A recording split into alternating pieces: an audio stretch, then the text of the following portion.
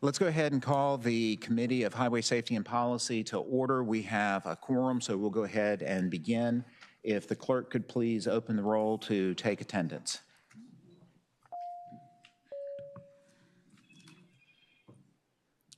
Okay, we do have 5 present, so we do have quorum, so we will proceed. And the first bill that we will be looking at, so what we're going to do is we're going to go through the people that are here, and normally we would put committee members later in the process, but I know that there are a lot of other committee meetings going on, so we're going to go with the individuals who are here, and then we'll go with anybody else who's up here, and then we'll hopefully provide time for other people to arrive. And that's primarily Delegate Watts because she has 2 bills, but I know that she is coming from another meeting. So Delegate Ennis, if we could go ahead and hear from you on House Bill 31. We began last week with a bunch of questions, and hopefully you've been able to resolve those, and then we will move forward with that legislation. Thank you, Mr. Chairman and committee members. House Bill 31 aims to ease the burden on our active duty personnel who kept their vehicle registered in Virginia after moving out of state and have an expired vehicle inspection sticker on their return. I would like to bring to the committee's attention that there was a substitute bill adopted in your last meeting. The substitute simplifies the bill while keeping the original intent and maintaining enforceability. The bill expands the number of days an active duty member has to receive a vehicle inspection from 14 to 30 days after returning to Virginia. The bill does not change the... Do we need to move the substitute? Delegate Cohen, no, we did that from the last session, so that bill got carried forward to today. But it's a good question. Thank you. Sorry, Delegate Ennis. Go ahead and proceed. The bill does not change the enforcement of the law. Members would still be required to provide proof that they are on leave or were on leave in the form of a leave authorization to the court when contesting the ticket. This would give additional cushion to those members on leave for a short period of time. As a retired active duty member, I can tell you that the last thing that any of our service members want to do when on vacation or going on leave after a deployment is to get a vehicle inspection. Though this is a small change, it's a little step in making Virginia the most welcoming state for our military members. I hope it is the pleasure of the committee to report this bill. Thank you, Delegate Ennis. Are there any questions from the committee members? Okay, I do have a question from Delegate Anthony. Go ahead. Thank you, Mr. Chair. I just wanted to make sure that we will not going to have some unintended consequences from this bill, or we want to make things easier for our military members. Definitely want to do that. I just want to make sure that we're not enforcing any unintentional consequences with any pretextual stops or anything like that. So could you speak to that? I would like to ask the patron to speak to that order. Thank you. Delegate Anthony, I don't believe that we are causing any additional problems. I think this is pretty straightforward, and I think it can be put into effect without causing any issues. All right, thank you, Delegate Ennis. Are there any other questions from members? Delegate Cohen, go ahead, proceed. Thank you. I would appreciate being able to ask the patron if there was a FIST that accompanied this bill. If there's a what? A cost? Yeah, go ahead. A financial impact statement? There is a very limited cost, and my cost has been removed, I'm sorry. But it's a very manageable, very limited cost involved in this thing. Delegate Ennis, if you believe that there is a cost, did you happen to submit a corresponding budget amendment with this legislation? I have not, but I can do that. Okay, all right, thank you. That's good to know. Okay. Yes. Mr. Chair, based on information I have, there is no fiscal impact and the agency does not expect them. Okay, thank you.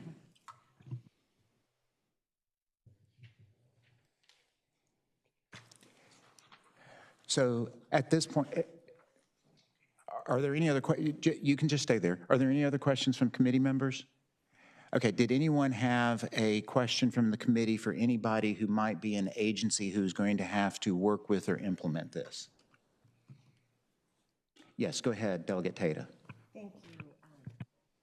Excuse me. Thank you, Mr. Chairman. I was just wondering, is the state trooper here today? I was just wondering if, I would love to hear his thoughts on this, if he has any. Mr. Chairman, Ron Maxey, Virginia State Police. I'm sorry, go ahead. I just wanted to know, is this going to impact you? Is this something that you have an opinion about? I'm just interested in your thoughts. And Mr. Chairman, we spoke with the bill's patron and expressed some earlier concerns with the bill. We have no position. The amendment here is just expanding the period of time that's already afforded to them. They would still be required to get an annual inspection, so fiscal impact would be zero to the state police at this point. Okay, thank you. Is there anyone here who wishes to speak in favor of the legislation? Is there anyone who wishes to speak in opposition?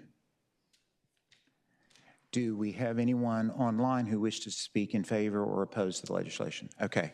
The committee moves by motion.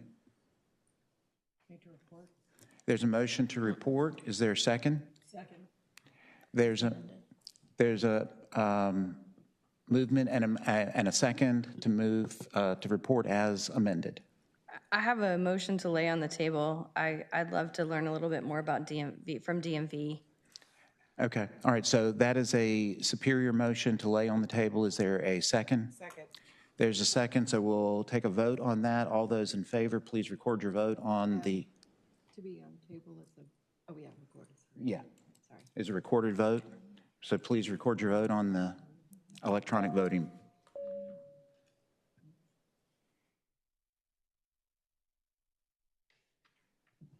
Okay, the clerk will close the roll. The bill is laid on the table by a vote of 5-1.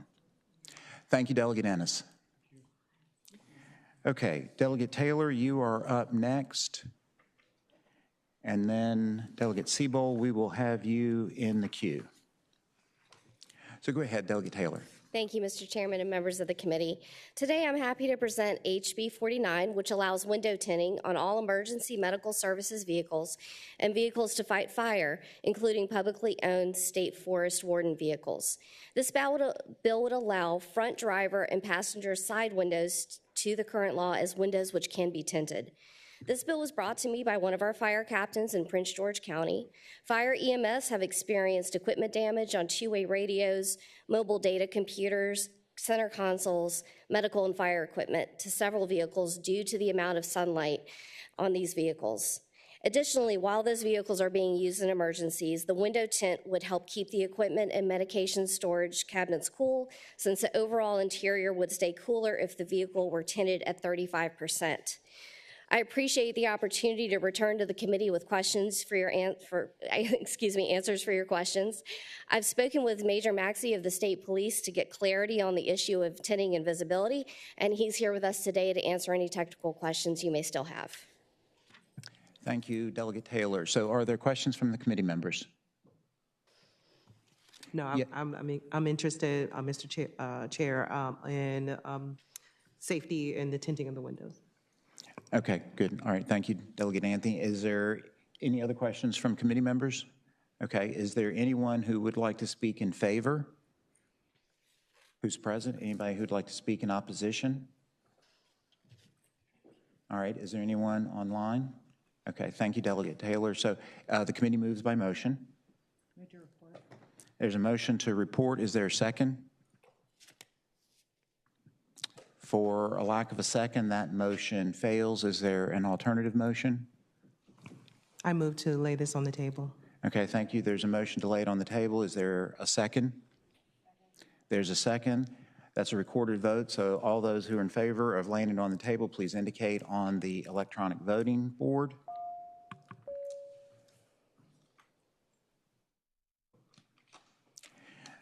Delegate Taylor, the bill is laid on the table by a vote of 5-1. Thank you very much. You can close the roll. All right, Delegate Siebold, thank you very much for waiting. You are now up next, and we will be looking at House Bill 282. Great. Thank you, Mr. Chair. Members of the subcommittee, HB 282 amends the Code of Virginia as it relates to highway safety and work zones. This is a really great bill. It protects our highway workers who take on the dangerous and important job of improving and maintaining our roads and ensuring that Virginians can get where they need to go safely and efficiently. In 2023 alone, there were over 1,600 injuries at work zones and roadside construction sites in Virginia, and since 2020, 74 of our workers have lost their lives. HB 282 protects these workers from injuries and fatalities by extending additional civil penalties from just speeding to all moving violations that occur within an active work zone when workers are present, as indicated by appropriately placed signs. Fines for these violations will be no less than $300 for the first offense and $500 for the second offense. The bill includes no criminal penalties. Extending these additional civil penalties is a step towards creating a safer environment for these workers who play a vital role in our community's development and for all drivers on Virginia roads. Mr. Chair and members of the committee, I ask that you vote in support of this bill, which protects our highway workers, promotes responsible driving practices, and ensures that our roads are safe for all Virginians. Thank you, Delegate Siebold. It appears that we have a question from Delegate Cohen, and then we'll have a question from Delegate Anthony. Permission to speak. I just wanted to actually thank the patron. Our office had a fair amount of outreach on this, and I did not realize, to be honest, how much of a problem that this really is. So very grateful for the problem to be named and our opportunity to have something to do with fixing it. All right, thank you, Delegate Cohen. Delegate Anthony, do you have a question for the patron? Thank you, Mr. Chair. I just wanted some clarity. I know that we definitely want to keep our workers safe. I just wanted to know about the education going forward to alert the public about these increased fines and offenses, and so that we could make sure that we can help, hold the public accountable to keep our highway workers safe. Mr. Chair, Delegate. Go ahead, Delegate Siebold. Delegate Anthony, thank you so much for the question. Our goal is to place signs publicly and leading up to where the construction workers will be. So, I'm willing to have that discussion if you want to be more specific, but that our goal is to largely place signs. All right, thank you, Delegate Siebold. I believe there's a question from Delegate Tata. Thank you, Mr. Chairman. Can I ask a? Yeah. Okay. Like Delegate Cohen, we had visits to our office about this, and I'm kind of horrified hearing all the stories and seeing the numbers. The only question I had is how do you catch them? I mean, is it on the responsibility of the flagger? Is it the responsibility of the company that's, creating the roadblock? I mean, do they get a picture of the license plate? I just didn't know how you enforce this. Mr. Chair. Go ahead, Delegate. Thank you for the question, Delegate Tata. But if someone is speeding and they're speeding in a work zone, they have the additional penalty on top of it. So it would be no different than if you're speeding on a normal day. It would be a state trooper or a police officer. Delegate Siebold, do you have input to provide? Yeah. Yes, sir, Mr. Chair. Dylan Bishop. On behalf of the Heavy Construction Contractors Association. With this particular code section, it would still need to be witnessed by a law enforcement officer, just like any other moving violation, or you would have to have a sworn affidavit by a witness that would personally testify to the conduct that would rise to this level that would warrant this sort of infraction. And Mr. Bishop, I'm going to use the chair's prerogative. Since you're representing the Heavy Construction Association, do you have any specific examples that you can share with us where there has been accidents that have resulted in injuries to people within your workforce and association? Mr. Chair, yes, I do. But if you would indulge me, actually my colleague here, Ms. Patrina Jones-Robileski, she's got some personal anecdotal stories from her contractors here in the Chesterfield County area that I think are far more moving, and she does a much better job of conveying that than I ever could. Okay, thank you, Mr. Bishop. We'll do that when we get to people speaking in favor of the legislation. Yes, sir. Thank you, Mr. Chair. Are there other questions for the patron? Okay, if there are no other questions for the patron, we'll now entertain people who wish to speak in favor of the legislation. And please identify your name and the organization that you work for, and then go ahead and proceed with your remarks. Go ahead. Mr. Chair, members of the committee, my name is Patrina Jones-Robleski, and I work for Columbia Gas of Virginia. And thank you to the delegate for bringing this bill that's very important to us. I'm sorry, I have a hard time speaking about employees. I get a little emotional, so I apologize for that. We're here today also in partnership with two of our contracting companies that handle our traffic management services and our flaggers, and that's the Traffic Management Incorporated and W.D. Wright and Company. And what we are experiencing is an uptick of work zone incidents. In recent years, that has caused us to be concerned, and we believe it to be a contributing factor is inattentive drivers, distracted drivers, and even some aggressive driving behavior. And some of the things, to just give you a visualization of things that have been happening to our flaggers. We've had flaggers who have had their feet or foot run over. We have had flaggers be struck by vehicles from their shoulder to their knee and knocked down and have, varying sustained levels of sustained injury and hospitalization. And then we've even had a flagger in Chesterfield County specifically who an aggressive driver was angry, wanted to get to his workplace, was impatient, got upset with the flagger and cut the wheel and held his foot on the gas and went for the flagger. The flagger dove into an excavation point to save his own life. So we are deeply concerned about this, and so I reached out to some of my colleagues at other utilities and other organizations and have found that this is a pervasive problem. It's not just us that's experiencing this. And I would note to you the very large coalition of groups that are in support of this bill. We have multiple utilities and rail, broadband, road builders, truckers, and safety organizations. And I think that is a wide swath of the eyes and ears on the ground in these work zones, and that can attest to this situation. And we're hoping that this legislation will promote good driver behavior, but also minimize that risk, because everything that goes on for a person working in a work zone is all about minimizing risk. So we hope that you'll support the bill. Thank you very much. Thank you, Ms. Jones. And I know that both you and Delegate Seabold are really very passionate about this. I'll ask, I know that we probably have a lot of these stories, but I'll ask if people can just expedite their remarks. Yes, if you can set the timer, please. Good afternoon, Mr. Chairman, members of the subcommittee. My name is Kristen Petway. I am the Interim Executive Director of Drive Smart Virginia. We are a traffic safety nonprofit. Over the past 5 years, 91 fatalities have occurred in Virginia work zones. That's 91 people who didn't make it home to loved ones, some of them just after a day at work. Almost 9,000 more are injured in work zone crashes over the same time period, and each year we see 4,000 work zone crashes in Virginia. Most crashes are preventable. If a driver had just made a better decision to focus on the road, slow down, or drive less aggressively, lives could have been saved. So we support this bill as we believe it will encourage safer driving in work zones and protect our roadside workers. Thank you. Good afternoon. Howard Spinner on behalf of Northern Virginia Electric Cooperative. NOVEC supports the bill. Thank you. Good afternoon, Mr. Chair. Morgan Whalen with Virginia Natural Gas, and we also support the bill. Thank you.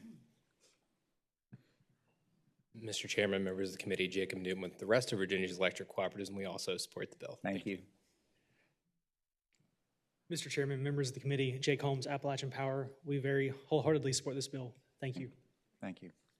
And Ms. Maxwell? Mr. Chair, Joanne Maxwell from VDOT. I am happy to say that VDOT supports this bill. And just to provide you with an example, for 2022, of the 4,741 crashes in work zones that were recorded, 16% of those were attributable or had listed as a contributing factor distracted driving.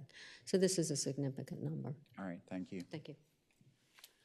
Mr. Chair, members of the subcommittee, Phil Abraham representing the Old Dominion Highway Contractors, and we strongly support this bill. Thank you. I am Randy Marcus with CSX Transportation, and we also do support this bill. Thank you. Thank you. And Mr. Chairman, just to close things out here, Dylan Bishop on behalf of the Heavy Construction Contractors Association, and we support the bill as well. Thank you. Okay, thank you. Rachel Jones, Deputy Secretary of Transportation, and we really appreciate your leadership, and we support this bill. Thanks. Good. Thank you very much. Is there anyone in the audience who wishes to speak in opposition to the legislation? Seeing none, is there anyone online? Okay. The committee moves on motion. Mr. Chair, I move to report. Motion has been made to report. Is there a second? Second. There's a second. If you'll open the roll and everyone cast your vote.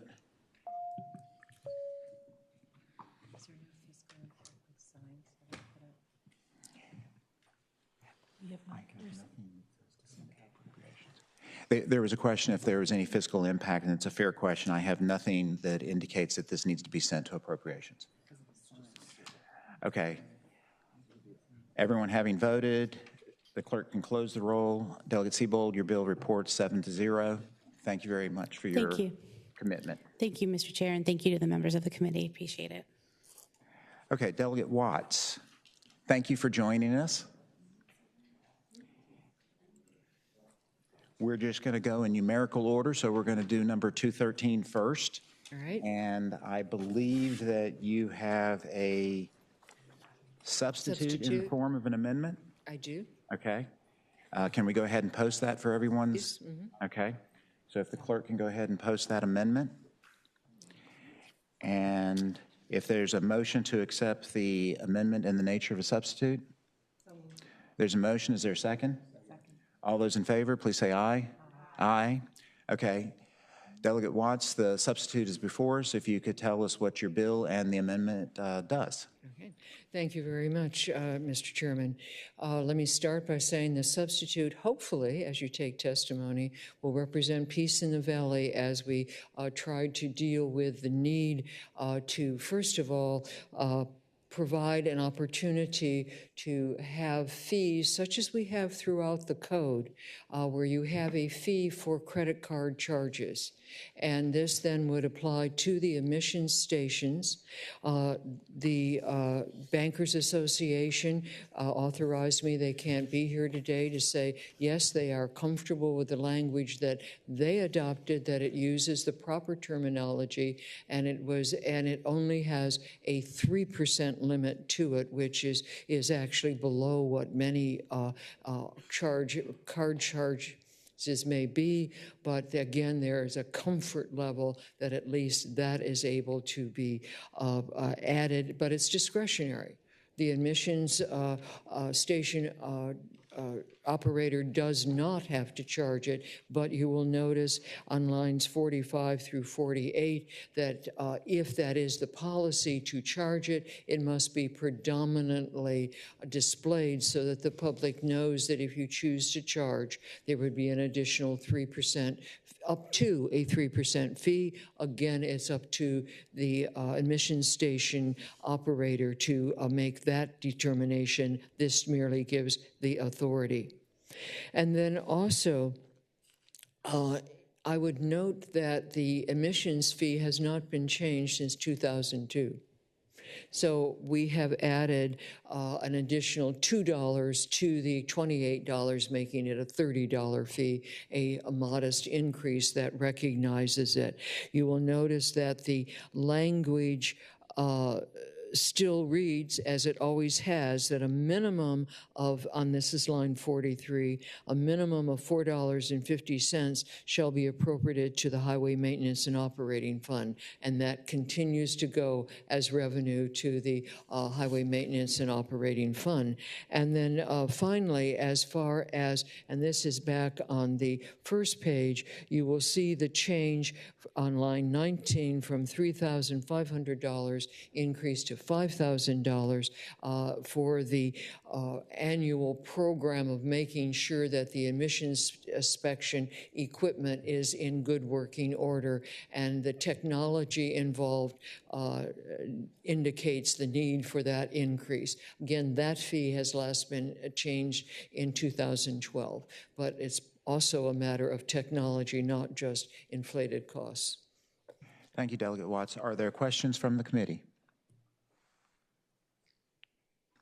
Seeing no immediate questions from the committee, is there anyone here who wishes to speak in favor of the legislation?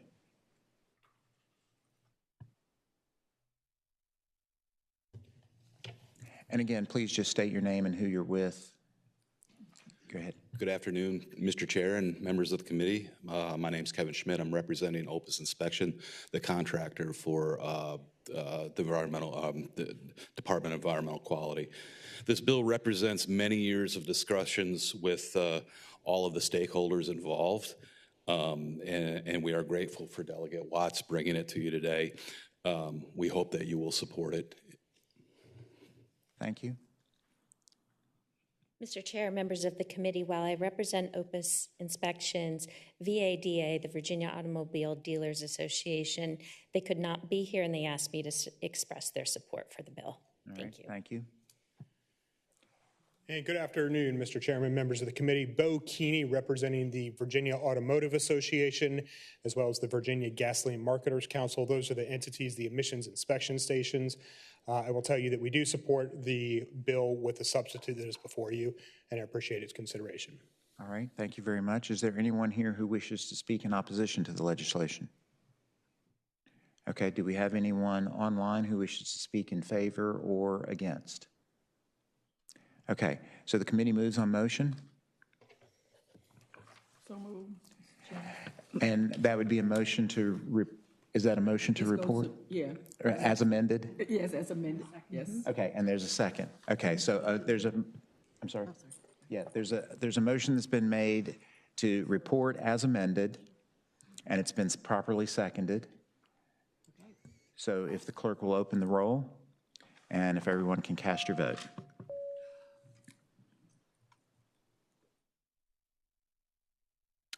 Okay, it appears that everyone has voted. The clerk can close the roll. Delegate Watts, House Bill 2013 has been reported as amended by a vote of 7-0. Thank you, So Mr. thank Chairman, you. members of the committee. Now, I think you have another one before us, and again, I we're have just two more. going in order, and so we'll take House Bill number 883. Thank you, Mr. Chairman. Actually, numerical order, I realize, is the best way to present the subject, because what you have before you in HB 883 is current law as far as the violations that are involved when a muffler is either in not proper working order, that would be 46.2-1049, or as you see at the before that, 46.2-1047 prohibits certain specific equipment that in my life experience goes back to, for those who know American Graffiti, goes back to cruising and straight through pipes, and it enumerates specific pieces of equipment that are illegal in Virginia. So those laws exist on the book. The HB 1049, equipment in good working order, contains the phraseology about the noise factor that operating in such a vehicle open to the public that is in good working order to prevent excessive or unusual levels of noise.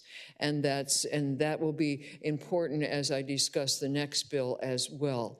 But what the bill before you does is just say that the change that was made in trying to deal with this issue in a prior General Assembly session indicated that it only enforcement applies just to the highways of the Commonwealth.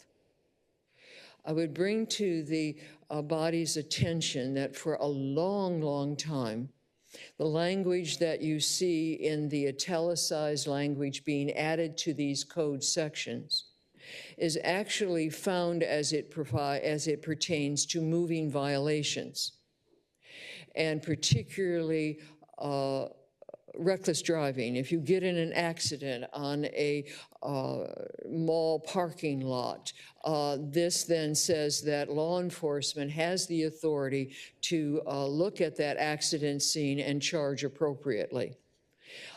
I am asking, however, that it be clear that separate from that, because certainly this can be regarded as just an equipment violation, not a moving violation, that it be clear, and I didn't want to do it just by reference out of respect for how it applies to moving violations. I wanted to use the same language saying that this violation on equipment could also be enforced on, as you see, private property that is open to the public, and the enumerated description of that private property echoes exactly what's been in the code for many, many years as far as enforcement of moving violations. But it definitely deals with the problem that many have struggled with. I'm going to speak just for Northern Virginia at this time, but this applies statewide. This particular bill is statewide. The second one is Planning District 8. This change would apply statewide. And it basically allows enforcement to deal with what is a particular problem. And I have online news clips that go back well more than a decade ago. The meetups. And now I'm going to use my phrase that appeared on my file several years ago as I began dealing with this on behalf of some constituents who felt very, very harassed when at 2 in the morning you had these meetups of what my file reads, macho mufflers. And that's essentially what the meetup is all about. I could have brought pictures that were sent to me of all of the tire marks that show what goes on at 2 in the morning, but this would allow enforcement under these 2 existing code sections in such a circumstance on this kind of private property open to the public. All right, thank you, Delegate Watts. Are there questions from, I see there's a question from Delegate McQuinn. Yes. Thank you, Mr. Speaker. Thank you, Mr. Chairman. Thank you, Mr. Chairman. As I wanted to ask Delegate Watts, so one bill, and this is something we dealt with last year extensively, more than I wanted to, but anyway, we did have a lot of discussion on this. 883 deals with the expanding the location in which these kind of violations could happen, right? And then when we get to 884, that basically looks at a certain area. So one is widespread throughout the Commonwealth, and the other piece, other 884, House Bill 884, is just specifically to Planning District 8, and that's in the Northern District area. Mr. Chairman, I would say that that is correct. This just applies where enforcement can take place because of the verbiage that was added in a previous attempt on this bill on the highways of the Commonwealth. This makes it clear that you can also do it on such parking lots. Thank you, Mr. Chair. Thank you, Delegate McQuinn. There's a question from Delegate Anthony. Please proceed. Thank you, Mr. Chair. I just wanted to speak to it for a moment. So I'm always thinking about the unintentional consequences of 883, where it's across the Commonwealth, as opposed to the next piece of legislation, 84, which is just for Planning District 8. And I just want to make sure that we want to ask the patron about who enforces, how they measure, emitting noise, that kind of thing. So if you can speak to that. Thank you. Mr. Chairman, as I understand how this has transpired in various jurisdictions, certainly first and foremost, because it is in the Code of Virginia, you can have law enforcement at all levels enforce at any time, any place, if this is expanded. there is nothing that I'm aware of that would prevent a locality under a noise ordinance if they chose to adopt a noise ordinance through duly advertised, et cetera, that might describe that as noise ordinances do, that after a certain hours within X distance from residential zoning, et cetera, it is entirely possible that they may look at this and say, this is what we also want to include in our noise ordinance. But that would be authorized under a different title and would be something that isn't triggered by this. That potential was always there, that it could have been within a noise ordinance. You just don't make that kind of noise. All right, thank you, Delegate Watts. At that level. Are there other questions from the committee members? Okay, is there anyone here in the audience who would like to speak in favor of the legislation? Is there anyone here who wants to speak in opposition? Okay, I believe that we do have someone to speak. I'm not sure if this is in favor or in opposition on, I'm sorry, it's in favor on Zoom. So let's see here. Mr. Filling, can you hear us? It looks like you're muted, so if you can unmute.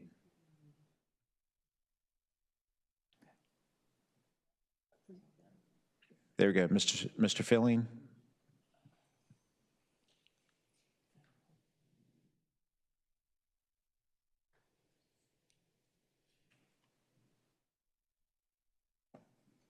Okay. Okay. Can anybody? Yes, we can hear you now. We can hear you now, Mr. Filling. Go ahead, please proceed. Wonderful. Thank you. I will. Thank you for this time to speak. I greatly appreciate it. I support House Bill. Well, let me tell you, I've been living in Fauquier County along Route 17 highway since the year 2000. I've been engaged with many hundreds of citizens who have complained about this to police, what I'm going to explain next, that this bill can greatly help with. And it is a form of harassment, what we've been dealing with.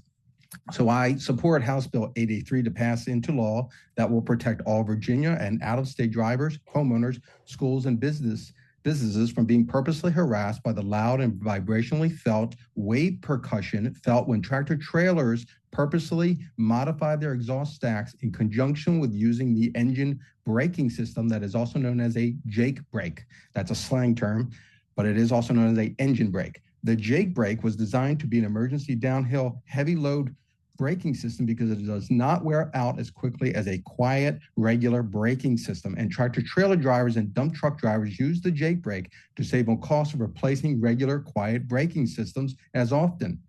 Engine braking is not illegal in Virginia, but the modification of the exhaust stacks is, and it only carries a current $30 fine per state police I've just spoken with recently. And on the citation order, it would be checked off as faulty equipment. There currently are no signs posted on Route 17 highway in Fauquier County to alert tractor trailer drivers or dump truck drivers that this is illegal and that a fine is involved. However, the fine needs to be increased to have a financial impact enough on drivers to stop it and stop the modifications of their exhaust stacks or fall out of proper muffling calibration or a proper muffling working order. This purposeful modification to the exhaust stacks by removing the top muffling of the exhaust stack. Yes, sir. Yeah, if you could just wrap up, please. Yes, I just want to say that when the tractor trailer drivers modify their exhaust stacks, either taking off the top muffling systems or they widen them on purpose, or they remove the inside bafflings, and this is told to me by state police, it becomes a very intentional and annoying, obnoxious tool of harassment towards people and other drivers, which is a very dangerous driving situation. All right, thank you, Mr. Filling. This needs to stop. This really needs to stop, please. Thank you. All right, thank you very much. All right, so is there anyone else who is online who wish to speak in favor or against House Bill 883? Okay, seeing none, then any last comments from the patron? Thank you, Mr. Chairman. Yes, I would reflect upon the testimony that we just heard online. It represents the passion. Okay. The bill before you is narrowly focused. It's existing law that has existed for several decades, and it talks about excessive or unusual, and it refers to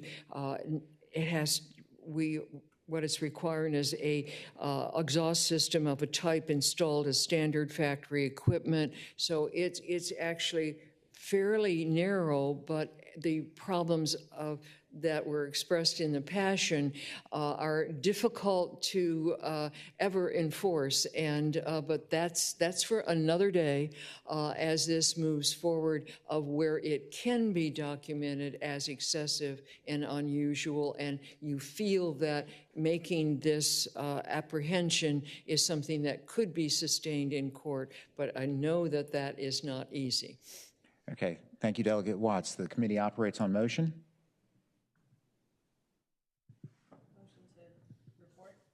There's a motion to report. I'm assuming that's to report as amended? Oh, this one's not amended. I'm sorry. Okay, so there's a motion, there's a second, and that motion is in order. So if the clerk will open the rolls, and then if you will cast your vote.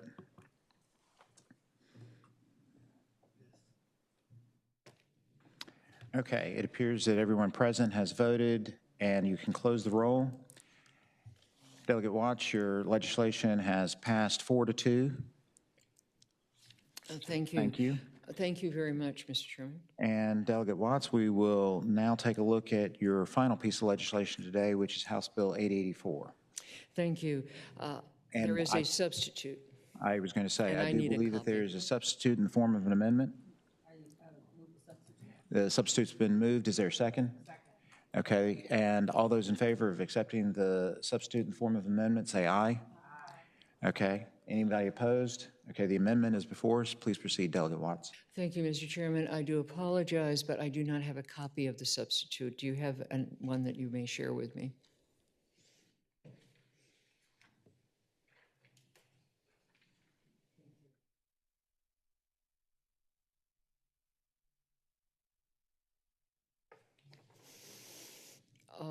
Thank you, Mr. Chairman. Speaking to HB 884 as substituted, and I will, if it's appropriate, I will blend my presentation along with what's in the substitute so that you better understand. Yeah. You can just proceed with speaking to the substitute because I think it was a substantive change. Yes, it was. It represents a lot of concerns, right? I gave you the wrong substitute.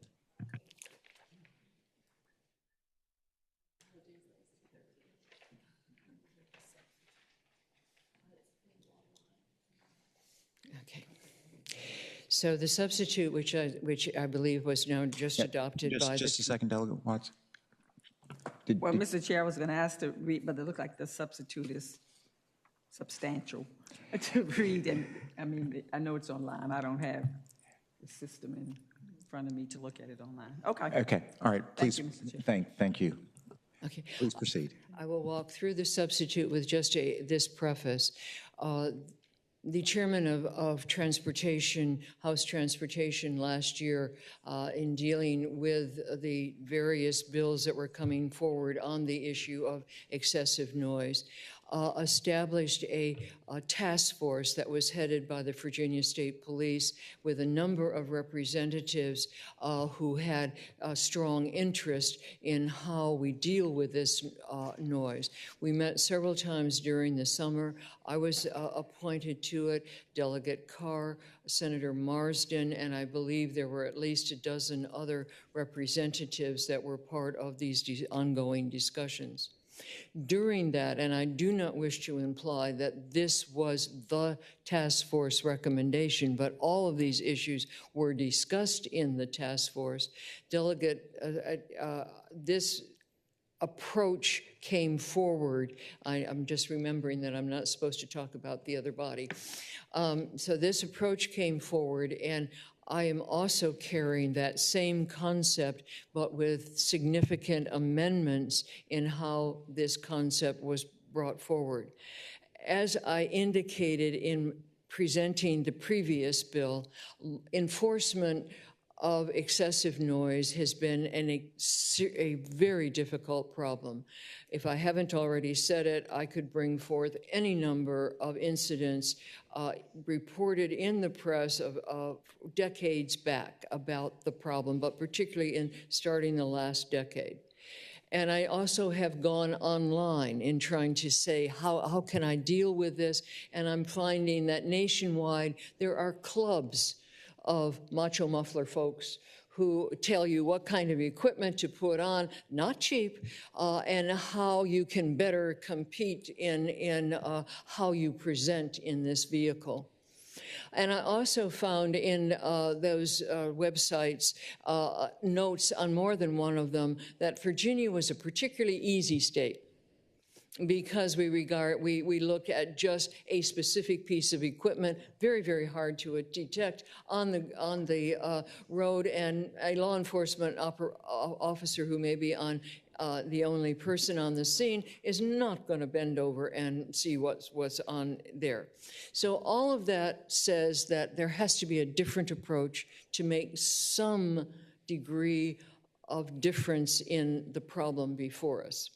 So the approach before you and the substitute says, okay, we're going to approach this in Planning District 8, because Planning District 8 has been subject for many years to emissions inspection because of the Clean Air Act.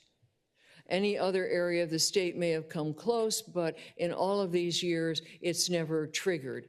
But all of our vehicles to be registered, to be re-registered annual fee, have to have that emissions inspection certification.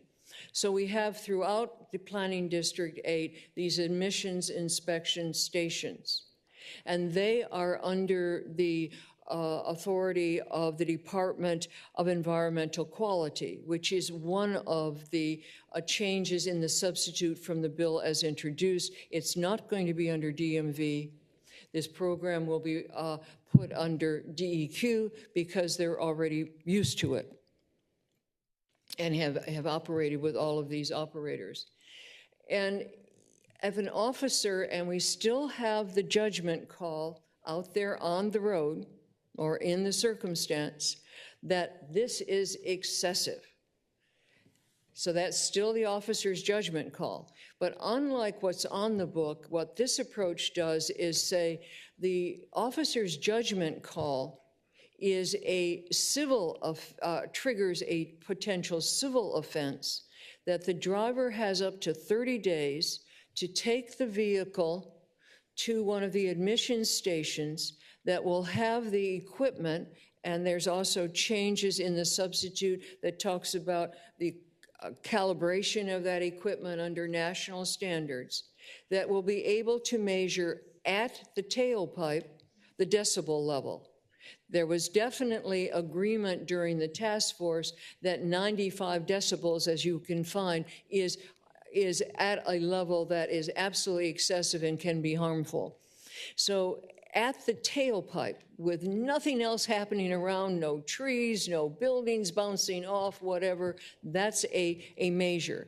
And if the vehicle is found to be in violation of this proposed legislation, then the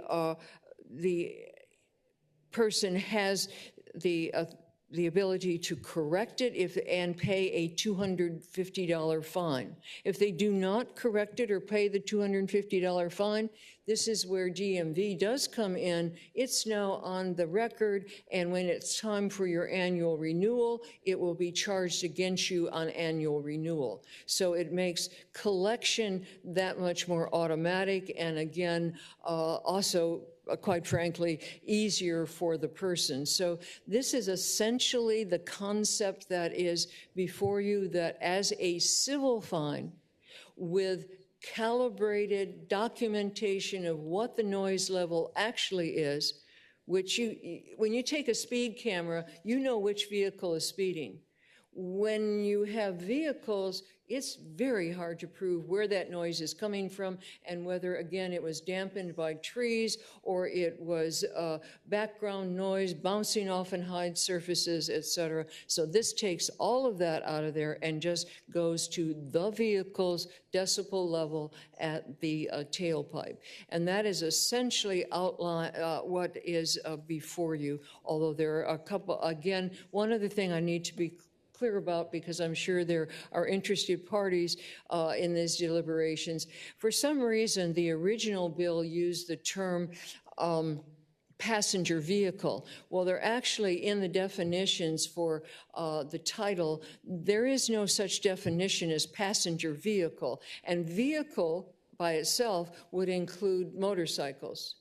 So this is why we are you see the change to passenger car, which does have the definition that it includes passenger cars that include trucks and vans up to, I think, capacity of 14 people plus the driver, something close to that. All right. Thank you, Delegate Watts. And we will now take questions from the committee. And I see that, please use your request to speak button, which will then show up here. So Delegate Williams, I see that you have a question. Yes. Please proceed. Mr. Chair, question for the delegate. Yes. Patron, I am curious if this is, how is this related to the bills that changed the exhaust system a couple years ago? Is this sort of is this a planning 8 only? Is this special legislation? How does it relate to those where we changed previously? Go ahead, Delegate Watts. The chair may have, hopefully I have the proper interpretation, or counsel can correct. There is a defined common interest for any planning district legislation, and it's been accepted that this is not local legislation as it would be if it was for a city, a county. Yes, that is correct, Delegate Williams. It's like Planning District 8 is not considered a special legislation. Okay. Are there other questions from members of the committee? Okay. Is there anyone here in the audience who wishes to speak in favor of the legislation? And I ask, if you are speaking in favor or if you're online, if you can just limit your comments to about 1 minute, please. Hi, good afternoon. I'm Mike Rollban. I'm the director of DEQ. We have no position at this time, but we happen to be here for a different bill, and this bill all of a sudden mentions us, and it's a surprise. It is very similar to peers, just look at my phone, to Senator Marsden's bill. But I want to point out that there is a fiscal impact to this. We gave him an estimate to have 9 pilot stations in Planning District 8 of $150,000 for 6 months. We actually don't do this. We contracted out to another company. They provided this estimate based on their experience in doing this in Connecticut. Okay. All right. Thank you very much. Is there anyone else who wishes to speak in favor of the legislation here who's here? Anyone wishing to speak in opposition? Okay, we'll go online now. I believe that we have Mr. Scott Filling, who wishes to speak in favor of House Bill 884. And Mr. Filling, if you can, again, just keep your comments limited to about 1 minute. Yes, sir. Can you hear me? Yes, we can. Thank you again for this time to speak. I greatly appreciate it. And thank you to Delegate Vivian Watts for bringing this up. I'll just repeat again, this purposeful modification to tractor-trailer exhaust stacks by removing the top muffling piece of the exhaust stack, increasing the circumference width of the stack while also removing the internal baffling dampeners serves no sensible, positive application in busy modern Virginia society. It is done intentionally to be annoying, obnoxious, and a tool of harassment towards people and drivers who are driving safely the speed limit. Those tractor-trailer drivers, I've witnessed this for 20 years on Route 17 in Fauquier County, purposely, intentionally will get on the tails of a car that is obeying the speed limit, and then they'll hit with that modified exhaust system, combined with our Jake brake, a very, very loud, intimidating sound. Thank you. Thank you, Mr. Filling. Okay, I believe that that takes care of everyone who wished to speak in favor or opposition, and the committee moves on motion. I move to report. There's a motion to report the substitute. Is there a second? There's a second. Okay, if the clerk would open the rolls, and then we will record the vote. And I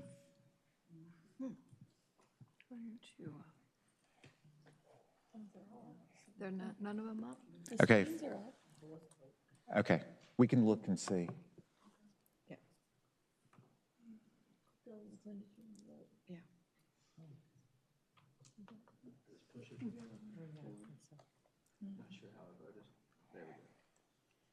Okay, the clerk will close the roll. By a vote of 5-2, the House Bill 884 is reported with an amendment. I do want to review this as it goes to full committee, because if there is a fiscal impact statement, then we do need to send it on to appropriations, but I have nothing at this time to address that. Thank you, Mr. Chairman. And in saying thank you, I do really invite any comments about this document as we work it through the entire process about how this approach needs to be properly shaped. You will see all the training modules, et cetera, and I appreciate the committee's consideration. All right, thank you, Delegate Watts. So Delegate Ward, you get to bring us home. And I know that you said that you are going to stay right where you are, and I believe that, did we have amendments? I do not think I have amendments, sir. I do? All right, then I move those amendments. All right, we have a motion to accept the line amendments, and is there a second? Yeah, second. There's a second. All those in favor of the line amendments, please indicate by saying aye. Aye. All those opposed? Okay, the line amendments and House Bill 234 are before us, so please proceed, Delegate Ward. Thank you, Mr. Chair. Mr. Chair, members of the committee, this bill is in reference to all-terrain vehicles and off-road motorcycles, seizure, impounding, and disposition. It authorizes the governing body of any city to provide by ordinance only for the lawful seizure, impounding, and disposition of an illegally operated all-terrain vehicle or off-road motorcycle operated on a highway or sidewalk within each city. The problem came, or we see, in the city of Hampton, and a lot of other cities have experienced a growing trend of unregistered ATVs, dirt bikes, motorcycles on its streets.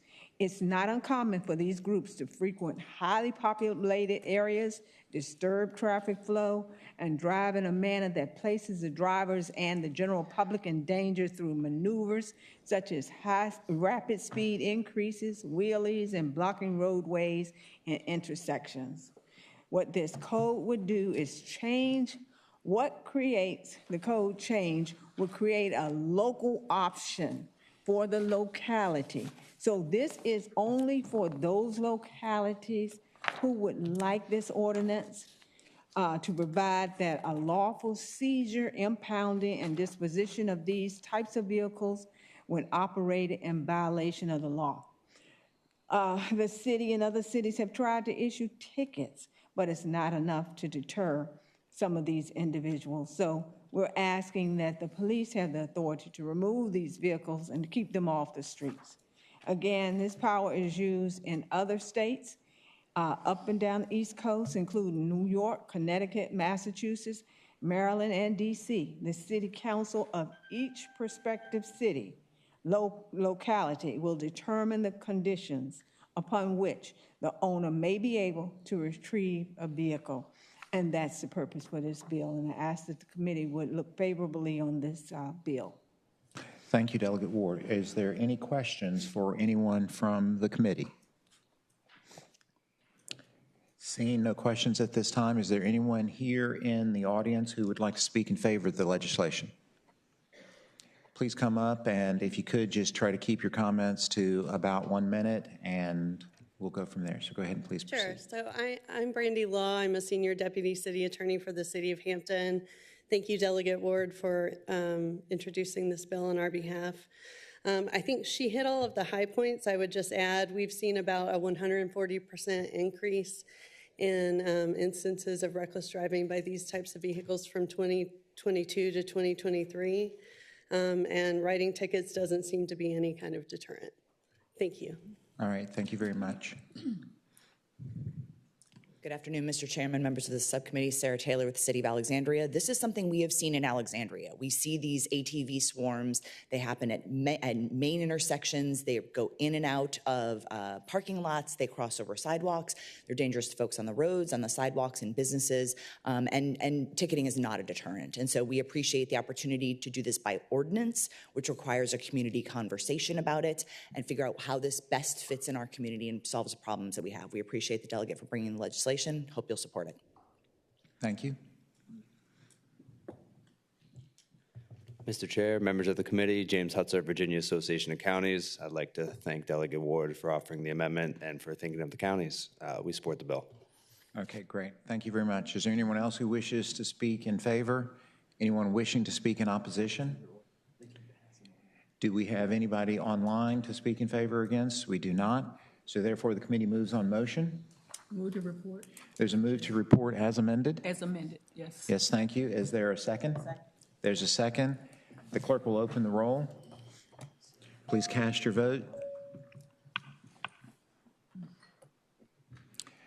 And the clerk will close the roll. The House Bill 234 reports as amended by a vote of 7-0. That concludes the business today. I'll entertain a motion to adjourn. So moved. Is there a second? Second. The committee is adjourned. I'm taking you home like you told me to.